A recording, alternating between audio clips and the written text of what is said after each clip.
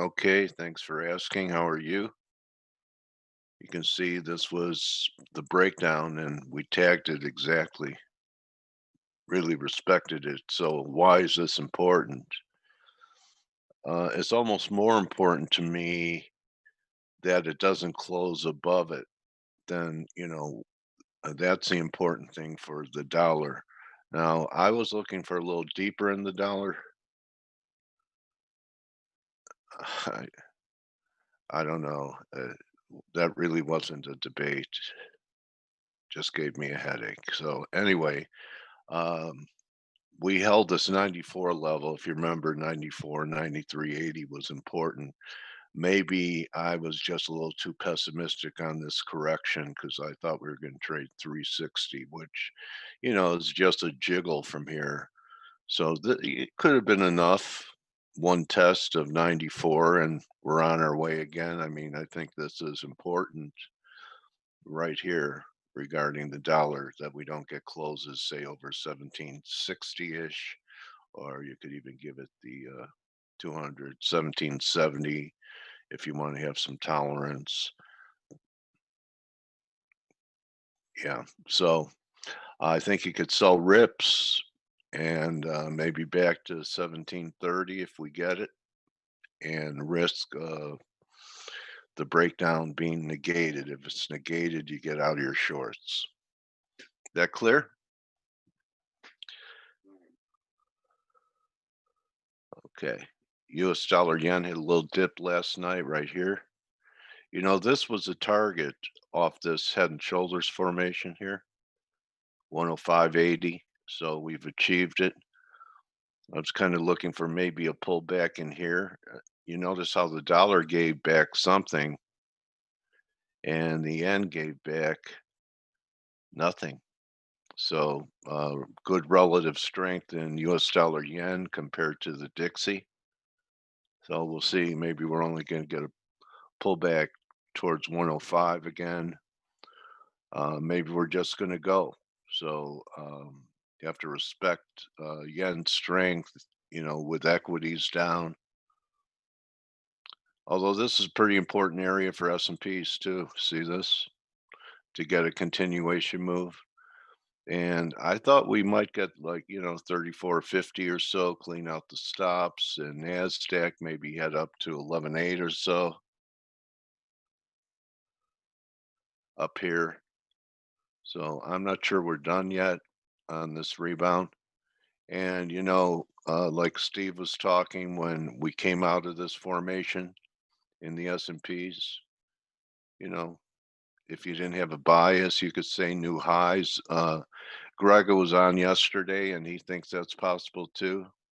Yeah, double bottom. But why can't we have like a failing rally up here and then have one more of these down to here? So 3,000, 2,900, something like that with another dollar rally. Because, I haven't really given up on the scenario in the dollar that we can make a move up towards 5.5. 97 is going to be very important should the dollar get up there. That's going to be a change of trend back to the upside in the dollar, in my view. That's going to take us above par. It's a real battleground. So I think it's going to be where we know what the dollar's going to do. I think above 97, you could probably short the board. So we'll see if that happens. The three drive formation and the wedge are still the dominating features of the dollar index to me. So it was just a matter of finding the pullback to buy. This could have been it. Uh, Talked about gold being near resistance, and on Blake's bias chart, 1900 was resistance. So check it out. I'd say that was a good call on the bias chart, wouldn't you? So if you took his bias chart seriously, 1900, and this may be all for the metals too, before we see new lows. Same thing in silver. In fact, silver's weaker. So, very possible that this was just a corrective pattern after getting smashed, and we have another wave to the downside in precious metals. Turnaround Tuesday trade was short crude, successful. And to me, it looks like we're getting some type of bear flag between 38.50, 39.50, and a measured move is going to take us down to this line. I think is going to be a magnet. Now it's coming in down around 36. So that's still my target for this decline. Always when you have a move like this, you take half off, turn it into a riskless trade, trail your stops, at least a BE. You could even use profit stops now. I don't think we should trade above 40. So this is a bear flag. I just wanted to show the gold shares, and I'm sure they're not going to have a good day today, but they didn't do much on this rebound, right? Look at this. Here's Newmont, right? All it did was rally back to, prior support, which is new resistance, and GDX, pretty much the same thing. So I think the gold shares as well are going to get cheaper here. I don't know what to do about the S&Ps right now. So it's an IDK. I'm not sure if this was all of it up here. The readings are, pretty good mow up there at yesterday's highs up here. But to me, this is a tough trade. It wasn't as much last week when we were here and I had an edge, and the edge was here that we were making confirmed lows, and I was looking for another low, and we did diverge while the NASDAQ, as I think it was Ari. Can't hear me, Hugo? Log out and come back in. As Amira said, calling it a W. Or check the audio settings of Zoom. Good morning. Yeah, thank you. Thank you, Stel. Now you can go, Hugo. All right, so I think that's about all I wanted to cover. You guys know that you don't have much time to act on this offer now, so you need to do it today. Who's joining? Who's becoming part of our community, saying thank you for the summit and what we do for you guys every day here for 3.5 years? Someone raising their hand while we still have the prices going. Charles, I'll cover yields. Are you a subscriber?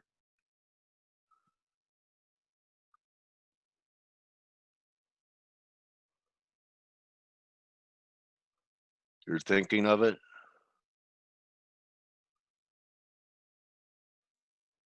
Yeah. Okay. I know you are, Arena. It took you a little while. All right, I'd like a new member. Someone step up.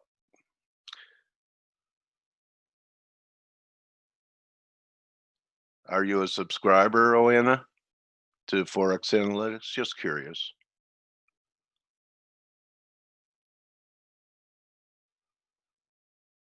Are we only going to let subscribers come to our next summit in January?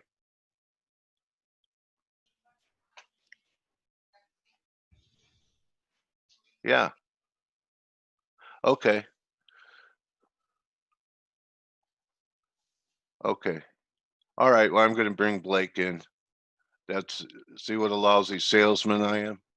I just go right to the jugular. Huh? Good morning, Dale. All right, Blake, aren't I a real subtle sales type? Buy it. Just buy it. Yeah. What are you waiting for, you sissy? Just buy it. Yeah. Don't be so cheap. Just buy our subscription. I actually explained during our trader summit. I mean, the platform and Forex Analytics to be part of this community is extremely inexpensive. We try to make it for attainable for everybody. Even the light version, just to get in the door and get an app and have notifications is less than $20 a month.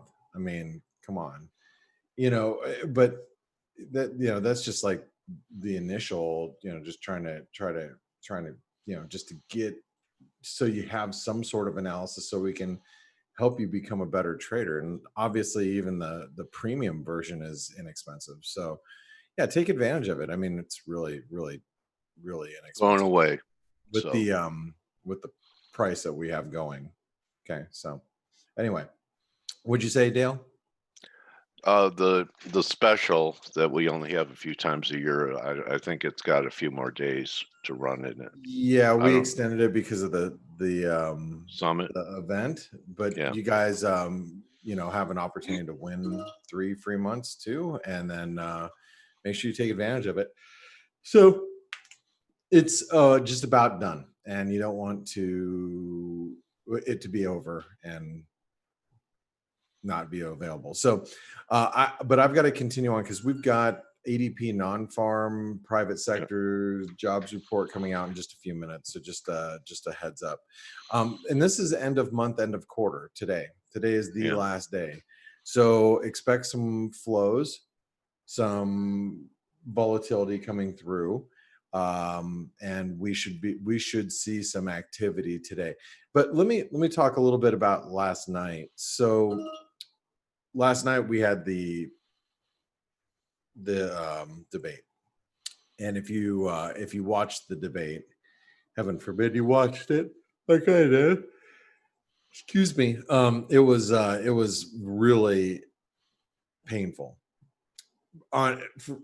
from every point of view. I mean, I'm not going to say who I feel did better or worse, or just it was painful and it was embarrassing. Yeah. It just is. It's embarrassing. But I think the takeaway here is, the main takeaway is, if you saw how the market reacted post event, see that big red bar there on the S&P?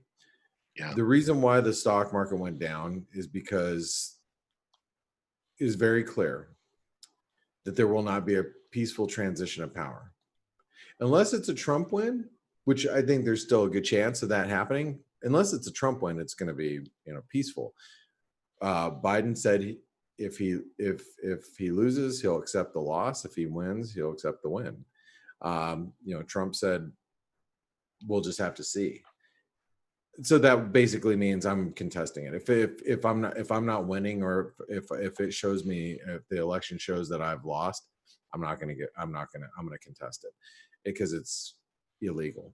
I mean, that's what it basically boiled down to. So what happens is what the markets doesn't want to see is they don't want to see democracy erode and lose the potential of a peaceful transition of power. And because Biden has a lead, and frankly, what I was hoping would happen, and this is what I was hoping would happen last night, for volatility reasons, I was hoping that Trump would have done a lot better than Biden, and the polls would have closed the gap a little bit. Because if they would have closed the gap a little bit, we probably would see more volatility in the markets. I would have thought, but that didn't happen, and I don't think the polls changed too much. But what was apparent is that there will not be a peaceful transition if the lead stays and Biden wins, and because that's what the polls show right now, and the markets are fearful of that because it will be a lot of unknowns for a good month. And so you have to be really, really careful now, because if the polls continue to widen, that is just going to signal to us that the markets are going to become exceedingly Blake, good morning. We got ADP 750 versus 650 expected. Okay, thank you. 650, 750. Okay, so it was a better number. 750 versus 650. Yeah. Yeah, okay. So it was a better number. ADP popped. Excuse me, stocks popped. Dollar, yen didn't really do anything. Euro dollar didn't do anything. And so that's it. Okay, thank you, Steve. So anyway, I just wanted to give you guys my thoughts about the market reaction to equities, or to the debate last night, excuse me. And that to me is going to be the biggest risk now for the equity markets, and risk on, risk off, which obviously we care in currencies. We care about risk on, risk off, because it's what's driving the dollar right now predominantly. So if the polls continue to have this large wide gap between Biden and I think it's just roughly 8 to 10 points depending on what poll you're looking. If that gap continues to stay wide, the markets are going to get a little nervous as we get closer to election, because we know it's going to be contested, and then what happens? And that peaceful transition kind of goes out the door, and I don't think the markets are going to like that. They don't, because the markets just don't like uncertainty. So anyway, so I just wanted to give you guys my thoughts. Again, it's not who won, who did well, who didn't, my favorite, the worst. I don't care. It was just the market's perception of what happened last night, and why the equity markets sold off initially. That would be my gut instinct. Would be that. Okay, let's talk about the euro and where we're currently at. So we did reject the 117.40. That was the 50% retracement here. It's also the 38% retracement here. And pretty close to Amanda's number from yesterday. Yeah, you got all these, and yeah, Amanda was looking at 117.40, which we overshot a little bit just with the inverted head and shoulder pattern. A lot of previous supports through here, and I was thinking we might be able to extend to 118. I still have an order out at 117.85 for overnight. It's not getting tripped right now. I left it there just because, just in case we get some weird price action for the end of month, end of quarter. But as you can see, 117.50 is resistance, and as long as that holds, 115 still seems very logical to me. So, whoops, that's not what I wanted. Resistance 117.50, quite possibly 118. We got to be prepared for that. I still believe it's very bearish. We have, this is still a nice topping pattern. Any which way you slice it, you can call it a head and shoulder pattern. You can call it whatever you want to call it. It's a nice rounded top there. So still playing into that while we're below 118. No reason not to. Support at this point.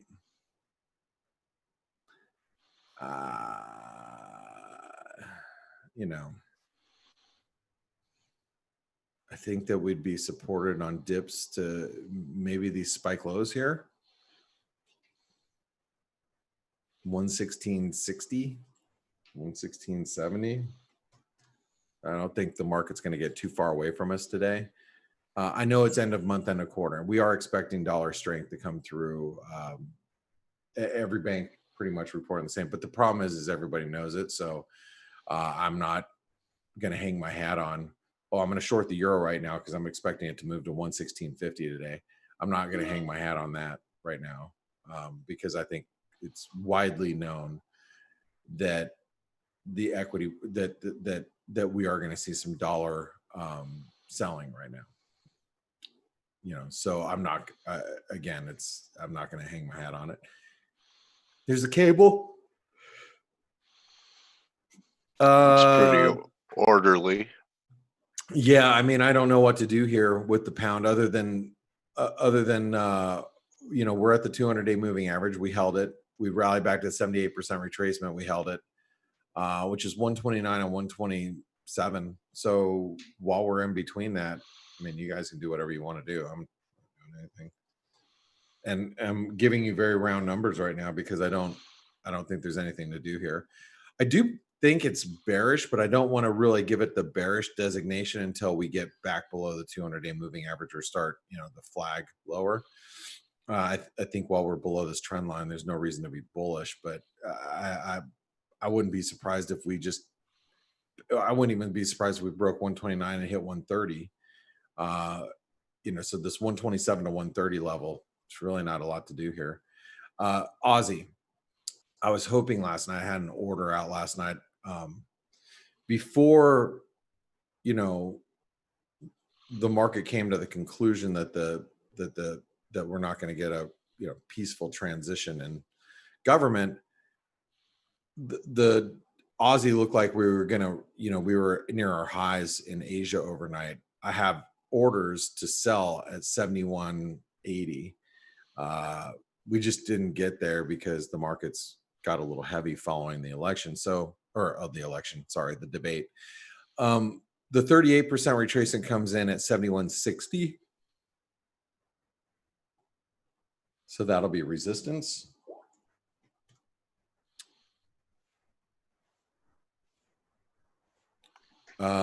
Support. I mean, same crap that we talked about yesterday. Be right here. So, roughly 70.80. Should we get down there? I mean, so I should write 70.30 just in case things get a little out of control for end of month, end of quarter. But 70.80 is that 70.30, you guys know, is huge. The reason why it's huge, as I pointed out last week, is that's this. Not that.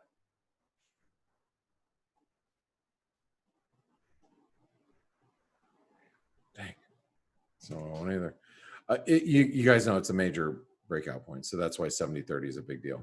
Okay. Kiwi. So the Kiwi, once again, failing at the 66 cent level. So you guys know 66 cents and 65 cents, right? I don't have to get too crazy here, but if we break 65.60, that should open the door for lower. So let's write that down. 65 cents. Oops. 65.60.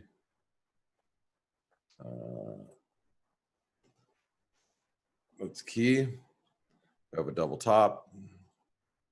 Still bearish. Eventually, making our way down to 64 cents. But this is here intraday. That's where it turns bearish. So, you have to get below.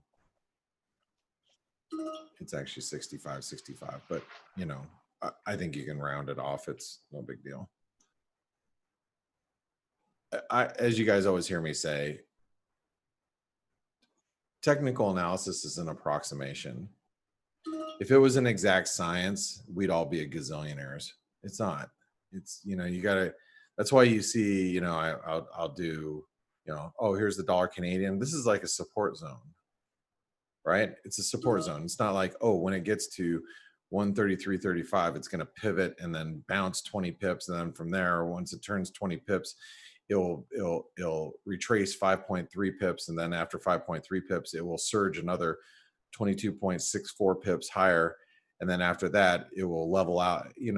Technical analysis isn't like that. If it was, we'd all be rich, but it's approximations. We have to know where the zones are at, and that's why I don't get too carried away with specific numbers unless I've seen a number, like a specific number, hit multiple occasions. Then I'll start paying it really close attention to that number. Like, oh, it was at 116.62. We hit 116.62 here on this day, and this day. Okay, now we have to pay attention to 16.62. It's a big deal. But for the most part, I try to just round everything out. Okay. Dollar Canadian. Dollar Canadian, if you guys can't see it, this is a wedge, right? We keep getting up to 164.20 and we keep holding as resistance. The wedge is, roughly somewhere down here. So I would say 133.50, 133.70, 134.20, and that's really key. And we still are in a big inverted head and shoulder pattern. Okay. So as we're in a big head and shoulder pattern, or a big head and shoulder pattern that looks like this, target is still right here. 200-day moving average is right the same spot. 38% retracement comes up here. We just have to continue to stay bullish while we're above this 133.50. That's it. Dollar MEX consolidating above 22 right here. Let me get rid of this. Actually,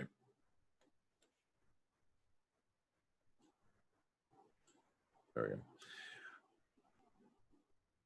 22 is going to be support. 22.65 is resistance. Same thing we wrote down yesterday, right?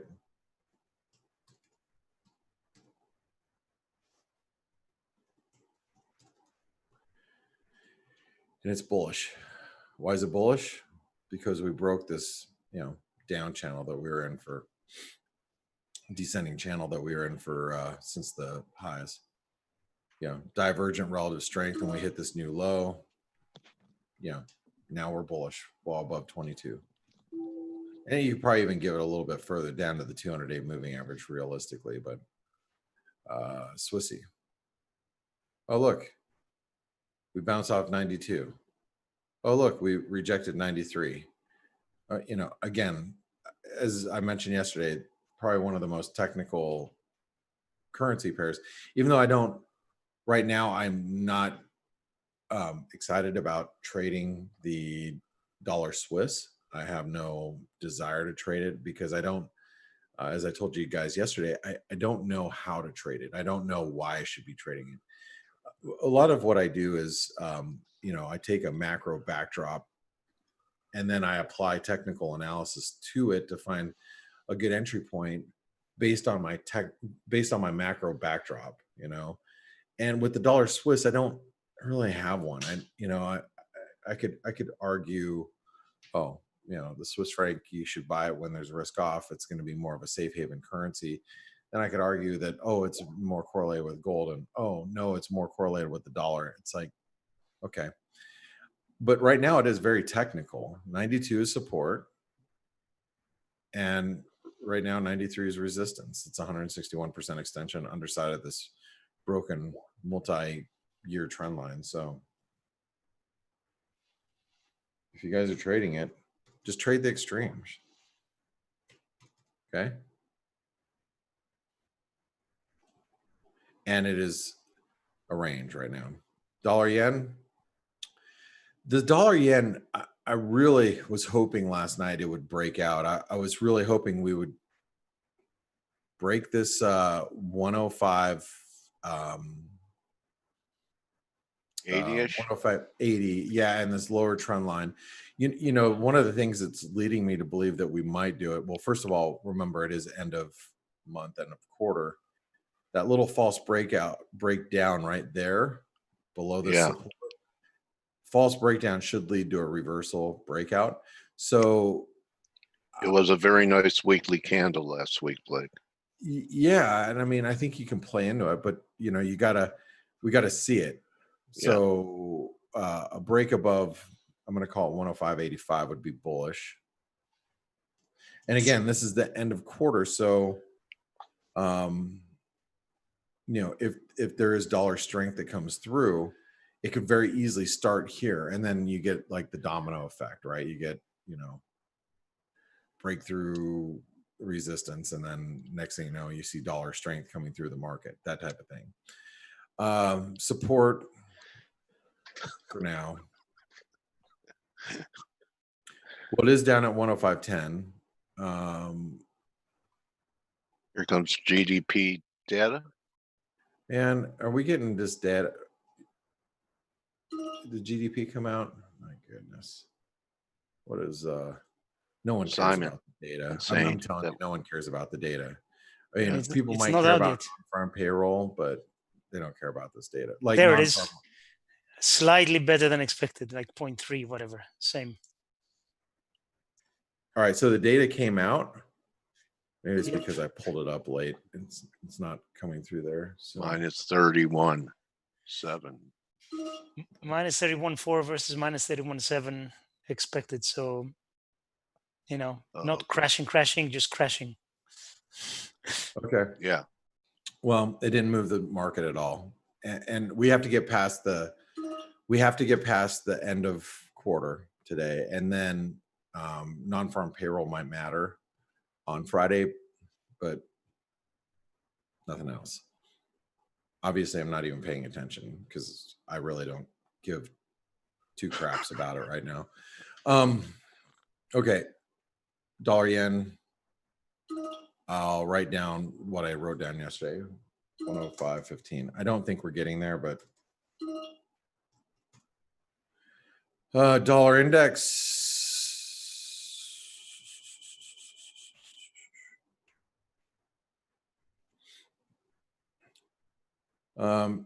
You know, rounded bottom, inverted head and shoulder pattern, whatever. Neckline still comes in right here, which comes in at 93.50, which is a 50% retracement. But what we're holding, or I'm sorry, it's a 618.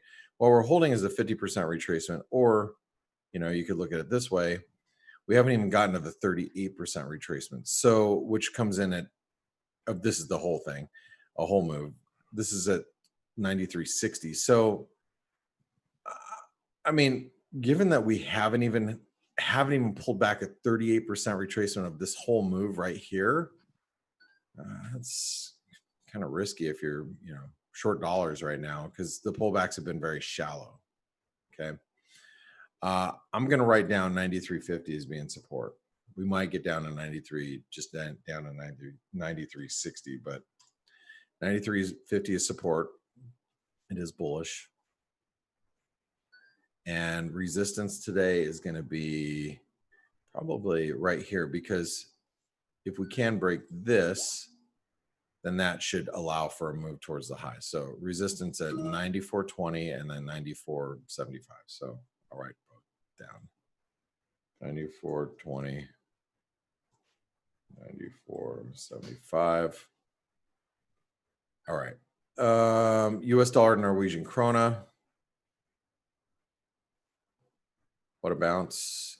Didn't make it to where I was hoping we'd get to, which would have been down here. So now,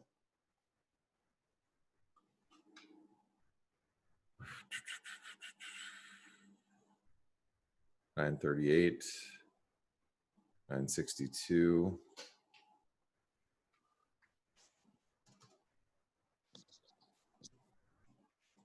Oops.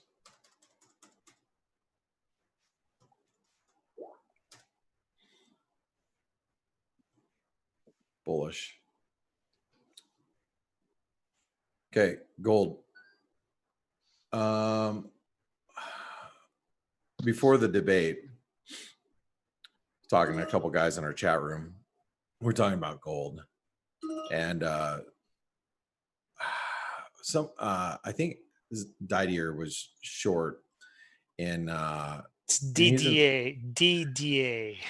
Thank you. You had 1900 Dieter. on the bias chart. Dieter is short. You ugly American. Dieter is short, and he said that while we're below, you know, he's like, you know, Didier was like, hey, and he's in the Philippines.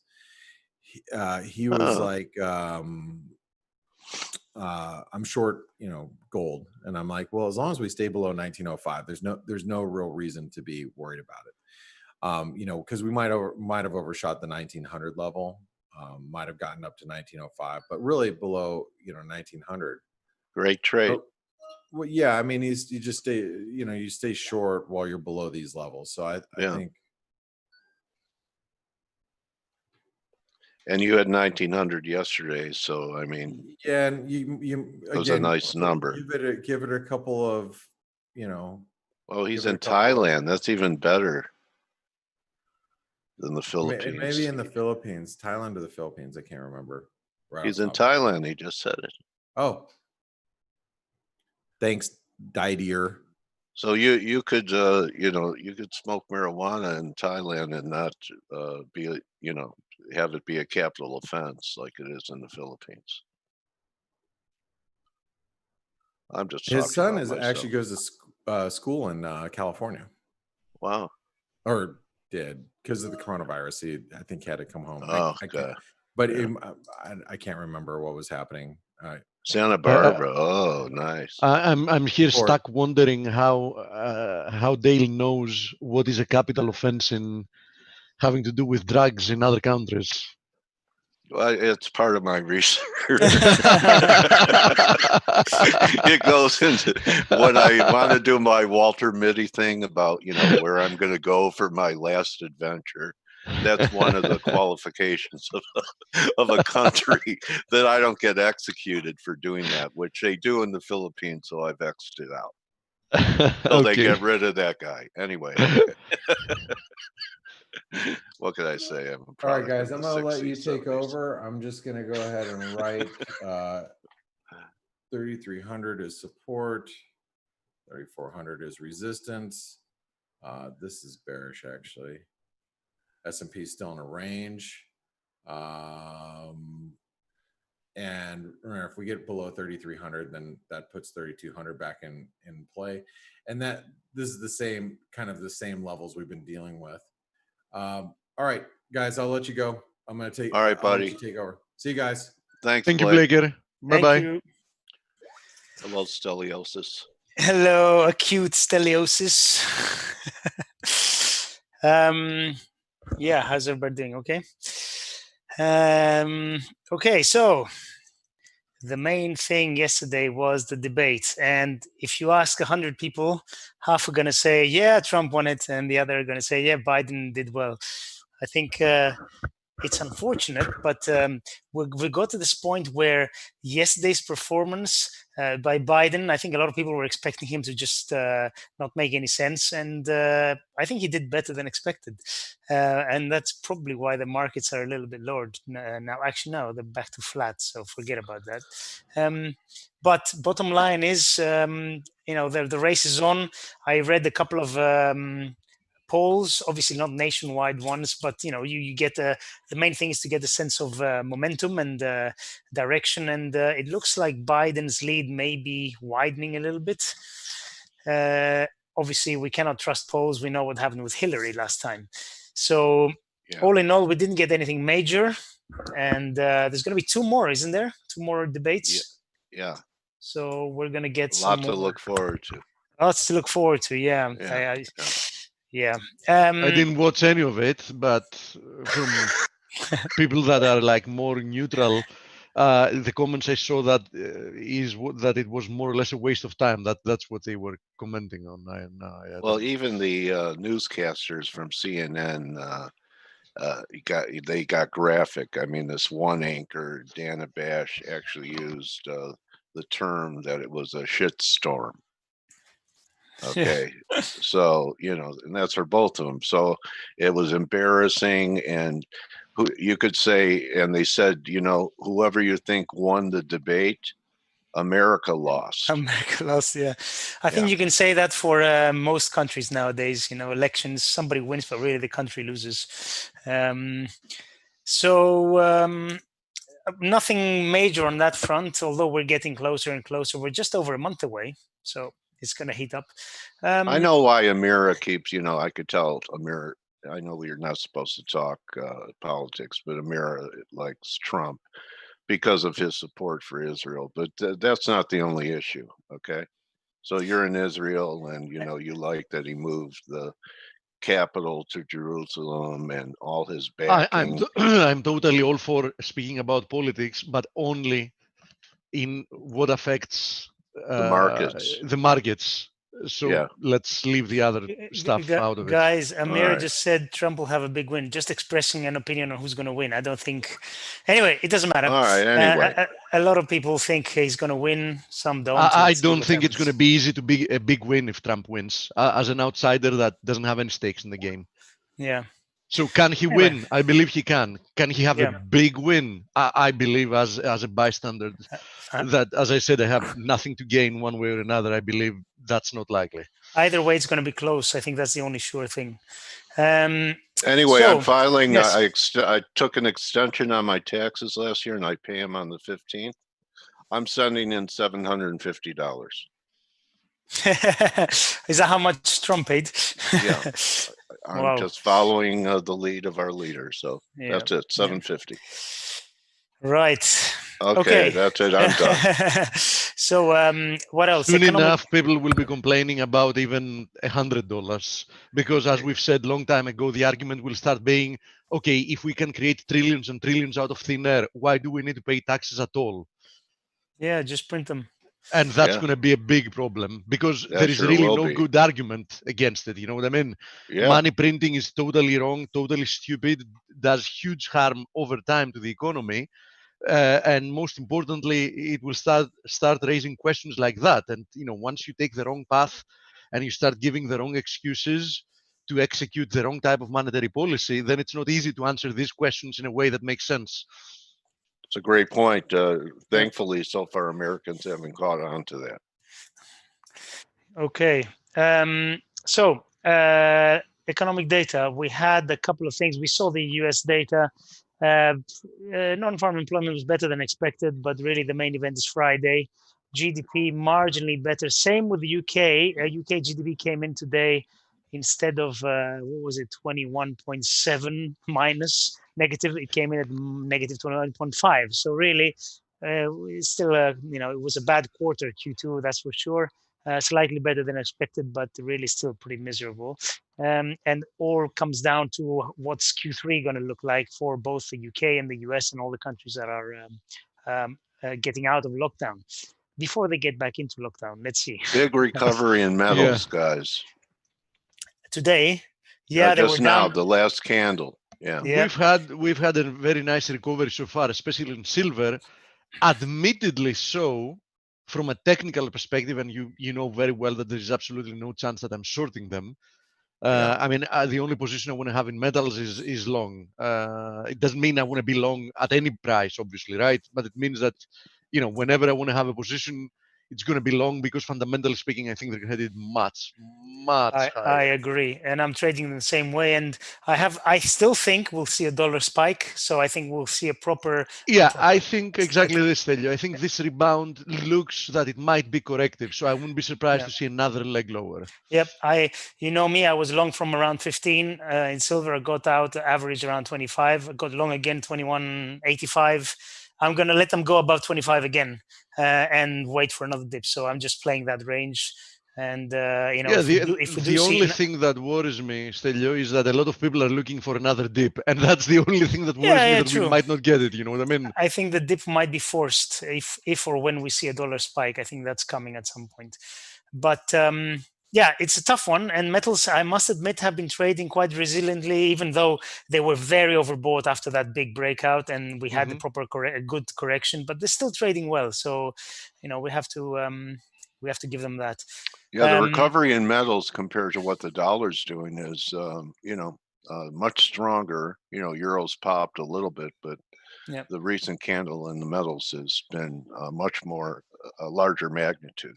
Yeah, I think people are realizing that metals are going to do well, no matter if we get inflation or deflation. It's metals, in my opinion, gold especially, is a hedge against inflation, the old-fashioned way inflation. So changing monetary supply.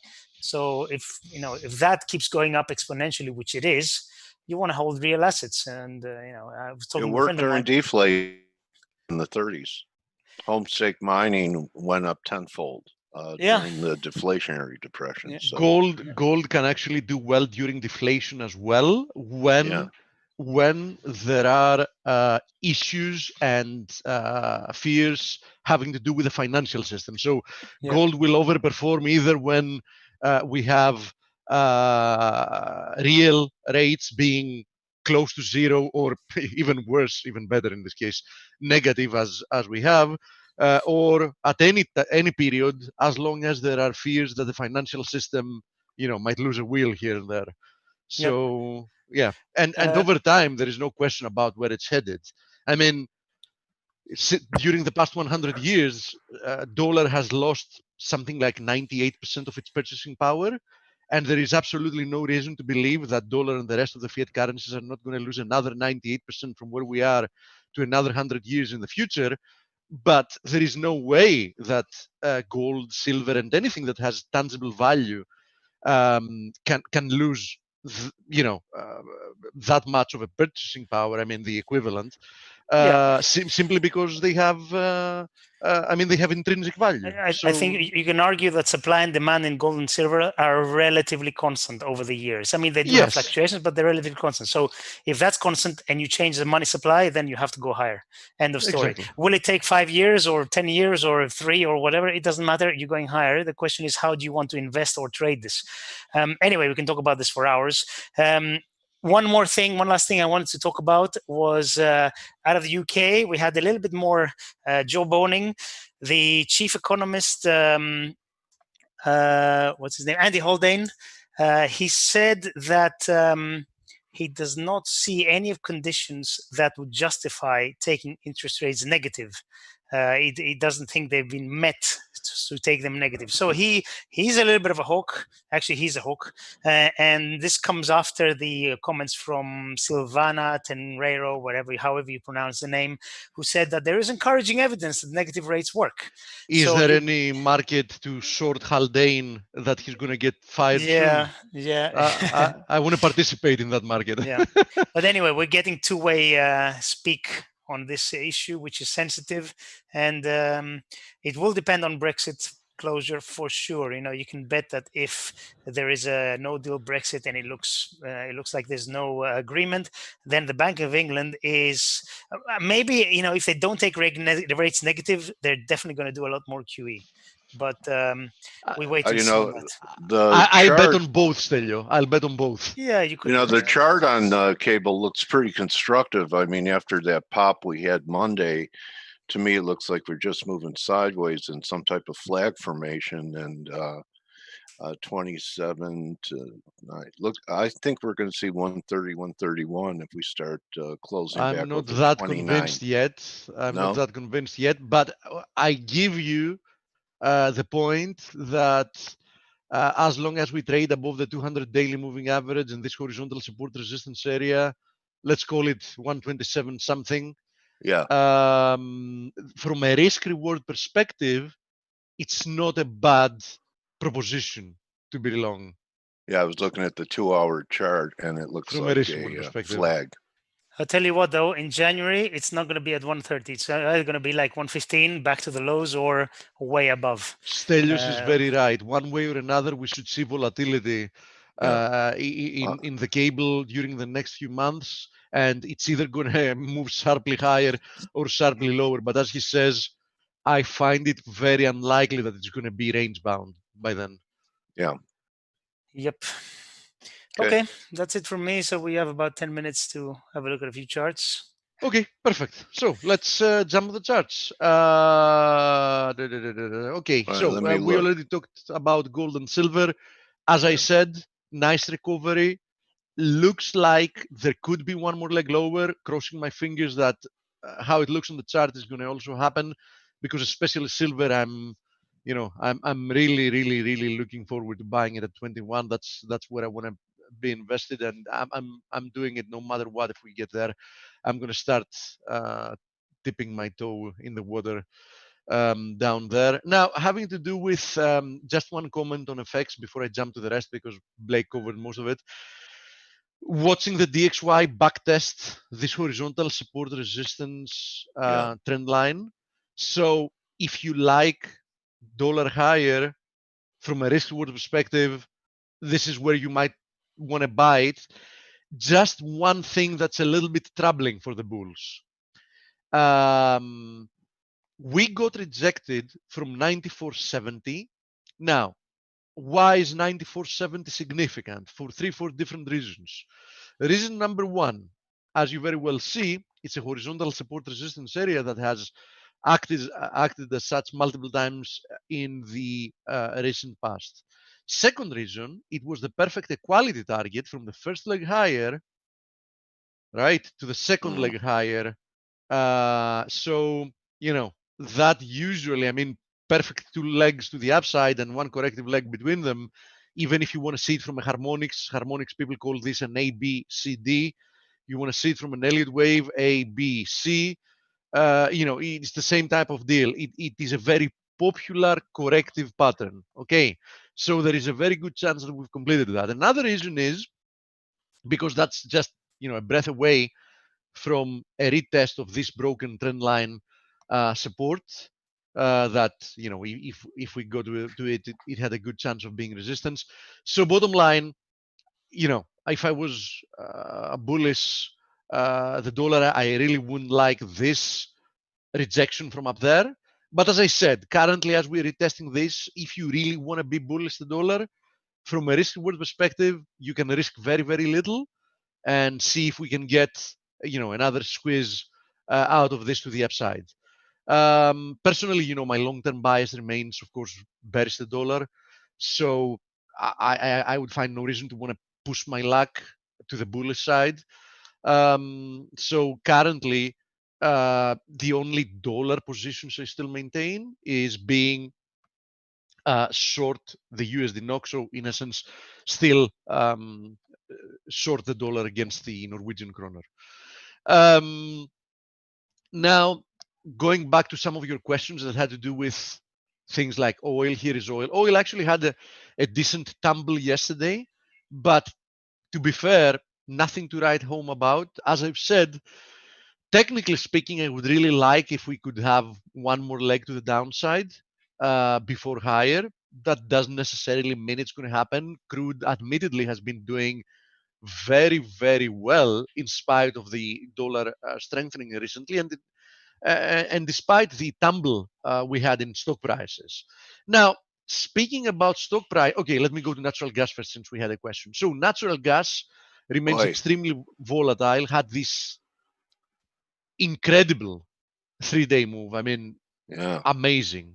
We went from $1.8 to $2.9 in roughly 48 hours.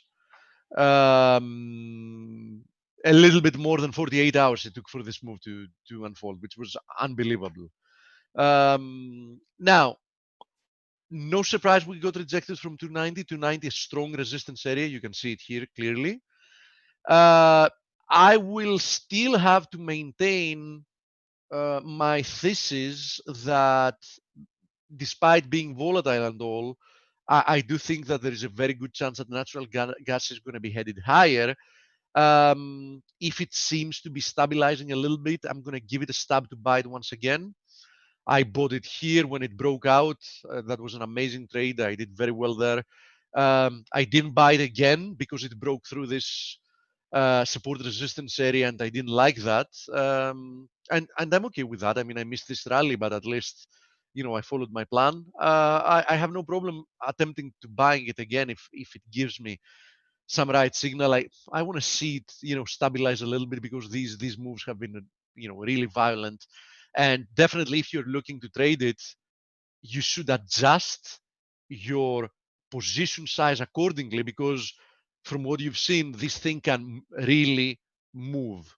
So, you know, you go with a full position in it and you see like a 10% or 15% type of day, yeah, that's going to hurt a lot. So you really don't want to do that. So I think, you know, you want to trade it, you know, you have to be very nimble and start, you know, buying a little bit at a time or selling a little bit at a time because, you know, it can really move when it wants to move. Now, let's go to the 4-hour chart and the S&P and show you what I see here. And what I see here is this. First of all, I see we had this conversation with Grega last week. Unfortunately, I couldn't be here because we had a meeting and I don't know what Grega said yesterday, but what I can tell you as a fact is that I see this move lower as corrective. Why? Because it was very overlapping and momentum was clearly diverging after some point. We've broken through this large pennant, question mark, right? Because if you see it in the bigger context, it does look like one.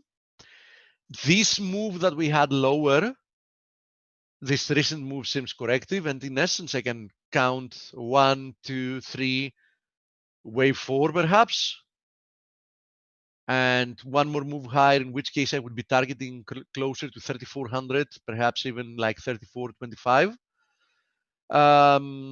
So I'm bullish stocks, as simple as that. I actually, I had this conversation with Blake just before the webinar. I actually bought a little bit of the of S&P earlier today at 33.30 as a short-term trade. And you know, if it keeps moving nicely, I'm actually gonna put a stop loss just below 3,300. So I think in the short term, stocks look constructive here. You know, don't ask about fundamental thesis. Fundamentally, stocks should be at 2,000, but that's a different story. You know, I'm looking to make money here, not make a macro thesis. At some point, as always, macro thesis is, you know, and price is gonna, you know, come in terms with reality. But until that happens, you know, who knows how long it, you know, we have to wait. Now, if you see the Nasdaq, not so different. Actually, you know, quite a divergence. I mean, Nasdaq didn't even manage to produce a lower low. I think. Yeah, you had a double bottom. Steve, where would yes. 61.8 be from the high, the move to the double bottom? Let's see. Because I like that 11.8 area. Okay. 11,800, more or less. Okay, thank you. Yeah. But if you want to look at it, Dale, from the perspective of a double bottom, that would mean that new highs. We should take roughly this distance almost and new project highs. it there, and it's almost new highs. Yes. Yeah. Right. Yep. So yeah, take that into account as well. Okay. Thank you, buddy. Because I looked at charts like Amazon and stuff, and Amazon looks like it's forming a right shoulder, a big head and shoulders top, possibly in Amazon. Could be the case, but really, for me, the technical picture here in the S&P, everything is possible, right? But I mean, we would need a rally in Amazon. Yeah, to look at this chart, and please try to make try to make an argument that it's currently bearish in the short term. I can't. I mean, it's not easy, right? You really need to force it to see something bearish in the short term here.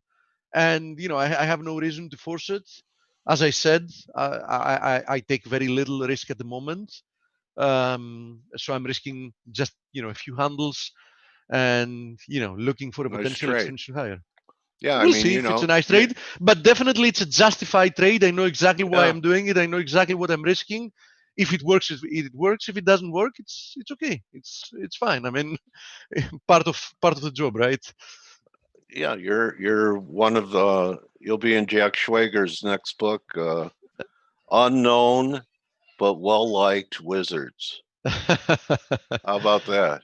I doubt it. You know, I told Jack that those unknown wizards that he wrote about aren't going to be unknown anymore. Yeah, that is very true. Knowing how many people will read his book, yes, absolutely. There was a question since before about USD. Do we have a guest, by the way, today? Yes, Anas is with us. He's one of my go-to guys for the energy patch. Okay, so having to do with USD Swiss, listen, Euro USD found support, backtesting this trend line resistance, now acting as support. Euro Swiss is still trapped in this rectangle. So as long as that's the case, USD Swiss will remain to trade in an inverted manner. back tested this horizontal support resistance area as support, and it seems to be finding support here. So from a risk reward perspective, USD Swiss doesn't look bad as a long from here, purely from a risk reward perspective. Okay, I mean, it's at a good position where you can risk just a few pips, and why not even hope for a move towards 94 something. Personally, not looking to take a position at the moment because it can go either way. I mean, from an interpretation as well, you can make arguments for both sides. I mean, here you could make the argument that we had divergences and then we broke through this channel. But if you delete this channel and you make a channel, you know, from here to there and there, you can say, okay, we had a corrective rebound and that might be about to be over. So in any case, 91.60 to 91.80, a pivot area. So, you know, this can actually distinguish, make a difference on if you believe you're on the right side or not. As I said, from a risk reward perspective, where we currently are, longs look appealing. But if you look at what the Euro USD has been doing and finding support there, that's another argument that I wouldn't really be buying the USD Swiss here. I would be more or less in the lookout. I think there are better opportunities out there, bottom line. As I've said many times, I prefer to track many markets because this way I avoid going into trades that I'm half convinced about. You know what I mean? I'd rather just buy or sell things that I feel really You have good conviction about. Yeah, yeah. And you know, the happier you are with a setup, the higher the chances that it's going to work, because it means that you really have a strong feeling about it. I mean, when you have a lot of different factors pointing in the same direction, you feel a lot. Yeah. Your wife's an attorney. It's like building a case with evidence. Exactly. The more better evidence, the case you the can stronger build, the case. Yeah. Exactly. The higher the probability that you're going to win the case. Yeah. Same thing with trading. And the jury is your P&L. They're very correct. In essence, your pocket. Yeah. Yeah. Anyway, I'm ready. Okay, to proceed. more tomorrow then, since your guest is here. Yep. Okay. All right. Well, thank you, Steve. Thank you, Dale. Good morning. How are you, buddy? Very well. Thank you. I'm interested in that tweet. I don't recall. Do you share screens during our interviews, or do I? Well, today I have some slides I might share once if we get to them. Okay. And if well, we why don't you do that now then, just in case? So you hit the green box, share screen. Okay. Let me start with the following. As you know, today we have two events that are important. We have the EIA inventory report that comes out at 10:30 today, Eastern time. And then since it's the end of the month, we have the 914 report, which we know about the production and what happened in July. So these are important. And why July is important? Because that's where the rebound in US production happened after the collapse in oil prices. Have you ever seen a quieter period in the price of WTI and us? I mean, while the market risk on was blowing to the upside, it was just quietly range trading in a very tight range. It still is. It used to be affected more by risk off and risk on. And to me, it seems like crude is trading to the beat of its own drum. Yeah, Am I reading it correctly? We had instances like this in the past. It just happened that this happened during major wars, so it wasn't that clear the same way we do it today. But my view on this, and I think probably listeners need to pay attention to this point because it's not common and it's not a conventional wisdom, that everything in the oil market moves in stages. There is nothing linear in the oil market. Okay. And therefore, within every stage, we have to operate within certain range until we move to the next stage, which means that when we talk about the elasticities, we talk about the elasticity of demand, and elasticity of supply, the price elasticity of demand and the price elasticity of supply, the conventional wisdom is that this relationship is linear. While it works for me when I look at it in stages rather than linear, and it explains a lot of things in the market. But to go back for this month, we had several major events this month. And one of the major events that we had is the 60th birthday of OPEC. Happy birthday, OPEC. And yeah, and you told me about what you found. Yes, so we got new documents, and the new documents basically revealed some information that no one knew about before and never been mentioned in any of the history books about the oil market and OPEC. I'm going to share a screen here. Okay, now I have to stop. So all right, wait for me. I'm going to stop share. I was showing your website, and now you could do it. Hit the green box. And I hope, okay, got it. I'm getting a comment from one of our attendees. Oil market manipulated, just like all markets, my friend. What do you say? All right. The oil market definitely is not competitive. At least, forget about OPEC and everything else there. The amount of regulations of the energy industry itself makes it uncompetitive. So call it manipulated or any other terms, it is not competitive. Now, some regional areas, some regions, or some markets might end up competitive in some regions or in some periods. But in general, the oil industry is not competitive. It's managed. Managed, or in a sense, there are enough regulations to make it uncompetitive. Okay, so let's get to OPEC. Yeah, May 2nd, 1960. Everyone knows, and that's what's in history book, that OPEC was established by 5 countries meeting in Baghdad between the 10th and the 14th of September, 1960. But the fact is, OPEC establishment announcement was made in Tyler, Texas on May 2nd, 1960. So the announcement was made in Texas before even Baghdad or Cairo or any other Arab cities where the negotiations were taking place. What's the significance of that? Well, the significance of this, in my view, after reading those documents and looking back at what I learned over the years, is that it seems that OPEC founders assumed, or let me rephrase that. Pérez Alfonso, Juan Pérez Alfonso, who is the development minister in Venezuela at that time. I think he is seriously one of the great oil men in history, and he is a philosopher at the same time. He studied the management of the Railroad Commission of Texas and how it managed production in Texas. So he came up with the idea of, we have pro-rationing of production in Texas. Can we take that global? That's the basic idea. And to take it global, that means they have to talk to the oil-producing countries. The problem is, oil-producing countries at that time had no control over their resources because what we call the Seven Sisters controlled the oil resources of various countries.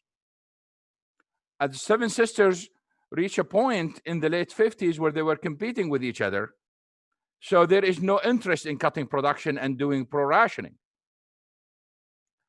So the idea was, if we take this global, then it might work, but governments have to do it.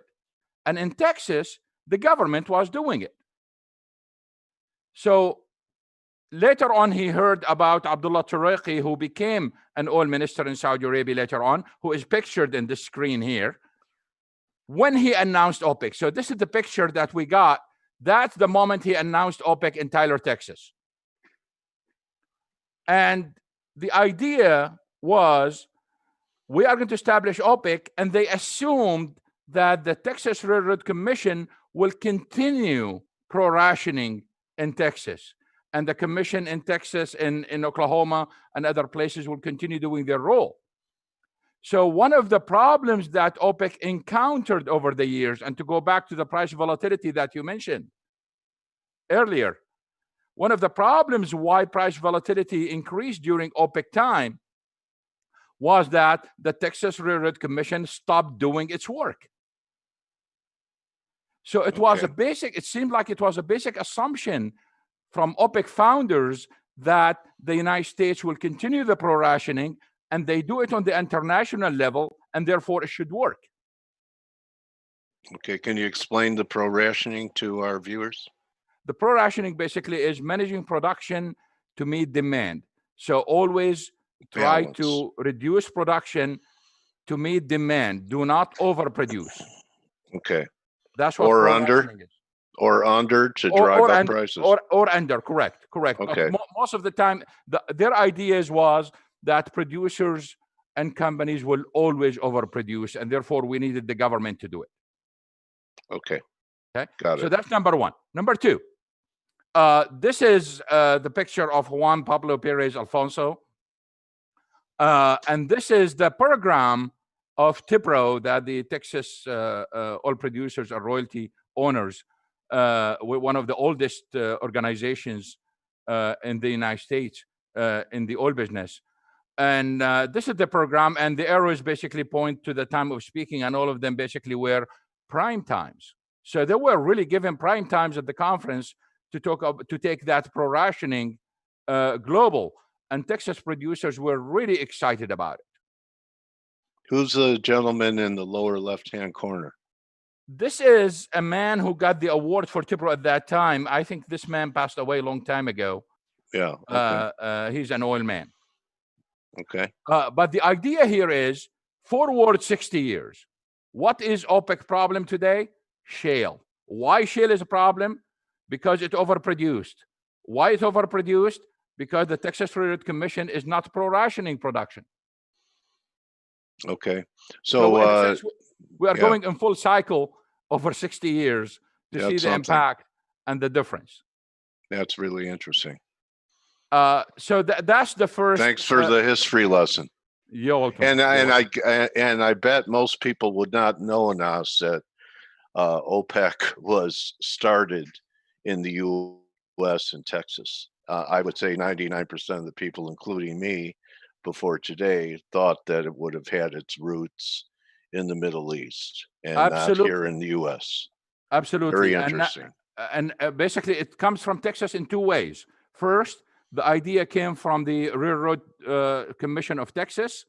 Yeah. And the second one is the announcement was made in Texas. Okay. What was missing from the history, too, is that after announcing it in Texas, they had a big party and they announced it in Caracas, in Venezuela. That was not mentioned in the history books of the oil industry either.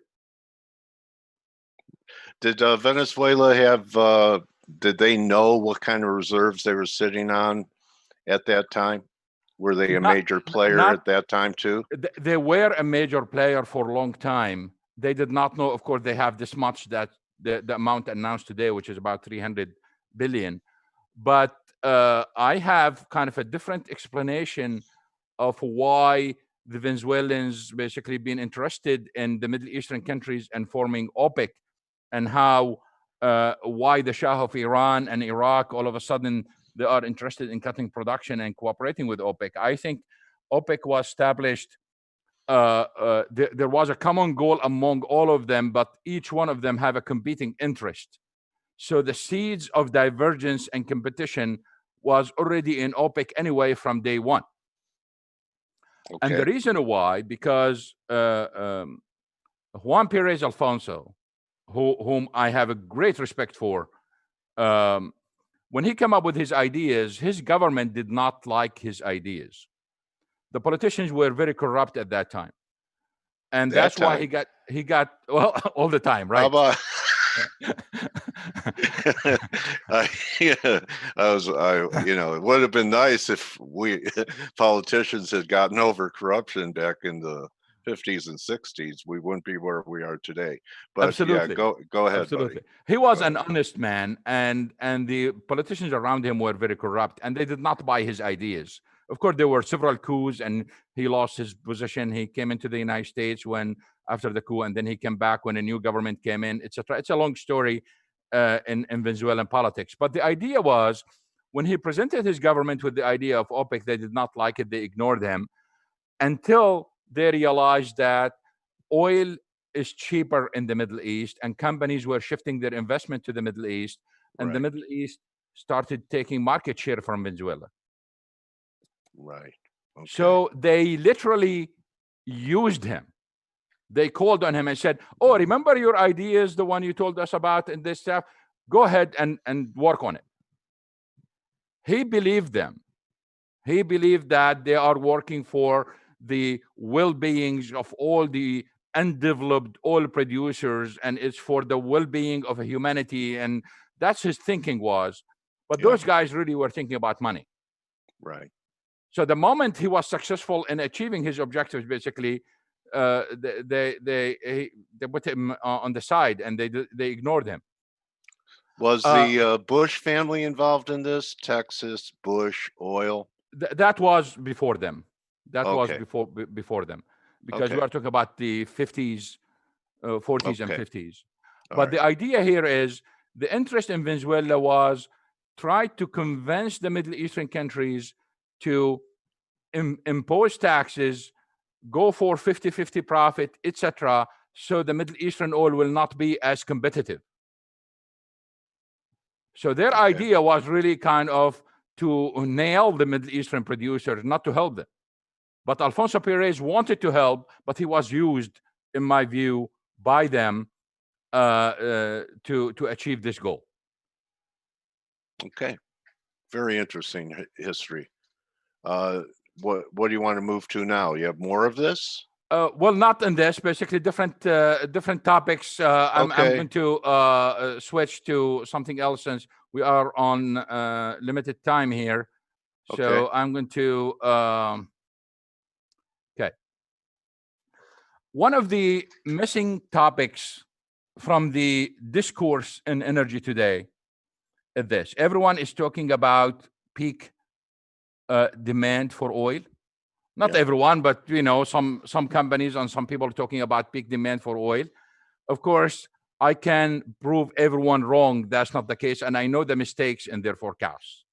But I'm not going to focus on that. I'm going to focus on this: that they are forgetting about the reaction of the oil-producing countries, how they are reacting to this. Because when you are telling the oil producers, "Oh, by the way, oil demand, global oil demand is going to peak in 2022 or 2025 or 2030. How do you think the investors are going to react? How do you think the oil producers are going to react? If they believe you, they are going to shy away from it. And by the time you think we are going to have peak oil, we are not going to have enough oil because there is no investment. So by telling people we are going for peak oil demand and people think oil prices will decline, we might have the biggest spike in history. So how That's those oil really producers are going to interesting. react? I put Yeah. this behavior in 4 animal behaviors, as you see in the slide here. So Okay. either you behave as a lion, as a rabbit, as a tiger, or as a fox. As a lion, basically, is you ignore all this rhetoric and you do what you do best, just drill and produce. Okay. Or Who's a doing rabbit. that? Who's doing that currently? Who are the Well, lions? Historically, this happens several times, but now we are seeing less and less of it. Okay. And we will realize this once we get to the last one. Okay. The second one is rabbit. Rabbit is believe them, produce as much as you can. Literally, that will lower prices. And then just run away from oil, do something else. Okay. So some countries especially with lower reserves, that's what they are doing. Probably the Russians are even doing that. Interesting. The tiger is, okay, you are going to compete with me and you think that oil, you don't want my oil and oil is going to peak. Here is what I'm going to do. I'm going to crash the market. I'm going to make oil the cheapest liquid there is, and show me what you can do. Saudi and Russia That's what we've seen.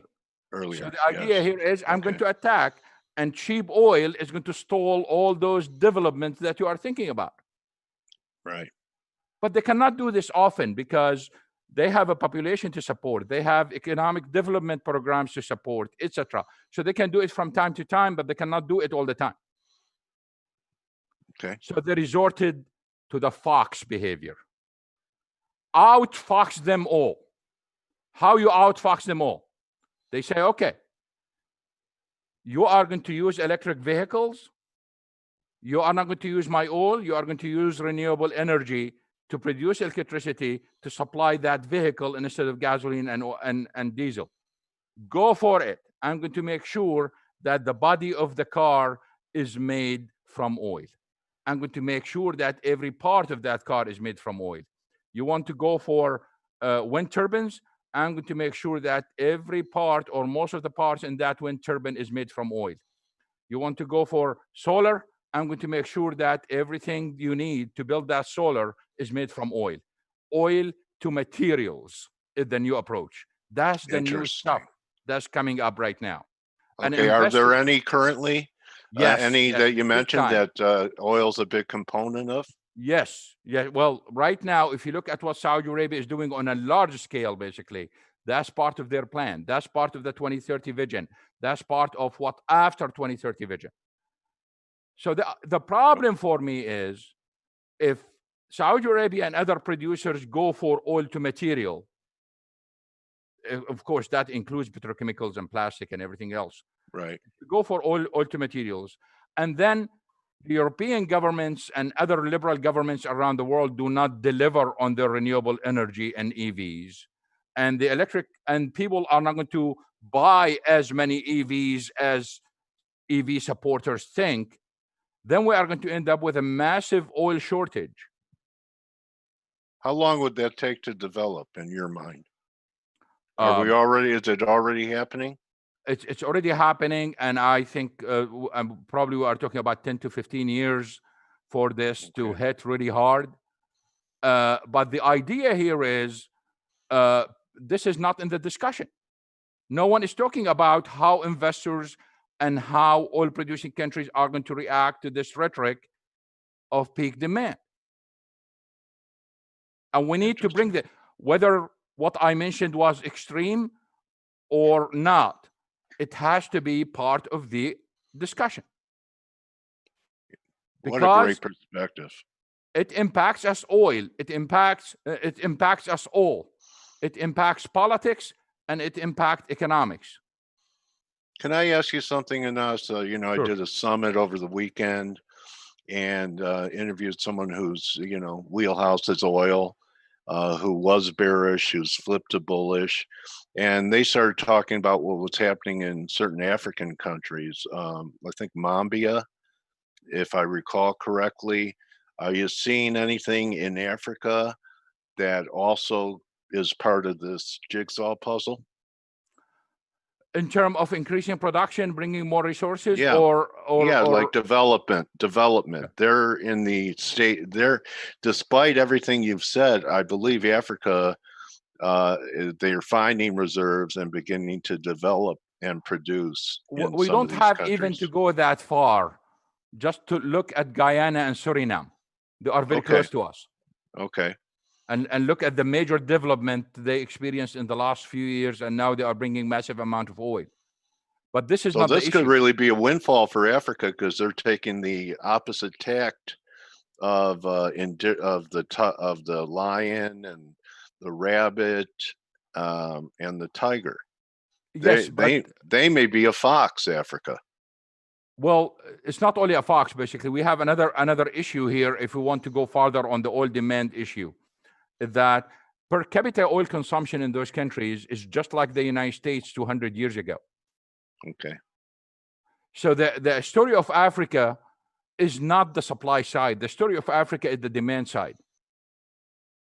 Okay. And about over a year ago, I was in a major conference in Abu Dhabi, and one of the African ministers basically was extremely angry at some Europeans ministers, and he said, now you are talking about climate change after you guys used oil for 150 years, and after you enjoyed very high per capita income and enjoyed your life and all this stuff. Now you want to move to it and force me, I just started, force me basically to stay where I am.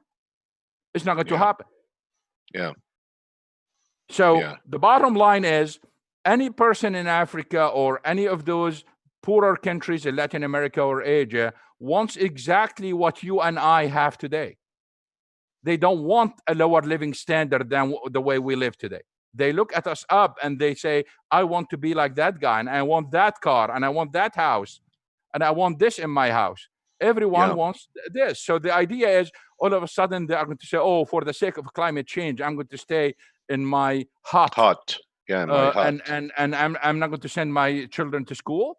Yeah, not happening. Absolutely. Let me ask you this, Anas, to wrap it with. Oil's been under a little pressure here over the last few days. Do you have a price level on WTI that you think would be a floor for any decline in oil from, that we had from the low 40s, say 35 or 32, where you don't think the oil will give back that much? In one word, what's your floor for oil prices in your scenario? Just a clarification before I say it. I mean, that oil could be penetrated for several hours or a couple of days, whatever the floor is. So we are not talking about like a firm floor. That's it. You cannot penetrate it. Yeah. But okay. It's a mattress instead of a floor. Correct. It gives. Correct. Okay. Correct. All right. 38. 38. Okay. Appreciate it. And you really do believe that we could end up with a super spike in the next 5 to 10 years? Because I mean, the spike is going to happen earlier than that because of various issues. I mean, let's remember, I know we are out of time, but remember that we are having a serious problem with shale today. Yeah. Shale is supposed to produce by next year, by the end of next year, we're supposed to reach 14 million based on the forecast. We might end up with less than 11. So we are already because short they're all about going BK and capping wells? No, basically because of lower investment versus high decline rates. Okay. Anas, I tell you what, you're always an eye-opener. Great presentation. I really appreciate you taking time and edifying our community. And like I said yesterday, when I reached out for you, I was trying to book you for another date. I didn't know that we had one today.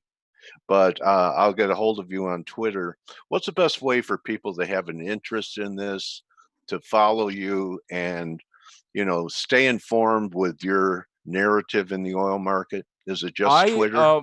I use Twitter as my school. What I mean by school is I teach others and I learned at the same time.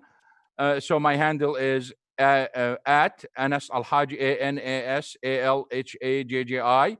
So it's my first name, my last name, which is the same. My website is the same, Anas Alhaji. And probably those two are the best way to contact me. Okay. Much respect to you, Anas. Thank you. I really appreciate you being here today. Everyone, that's a wrap. The crowd liked it. And I'll get a hold of you on Twitter and we'll book something in December. Okay, buddy? Thank you very much. Appreciate it. All right. So that's a wrap, everyone. Remember, don't count your barrels, count your blessings, and have a great rest of the day trading. We'll see everyone tomorrow. Adios. Inshallah.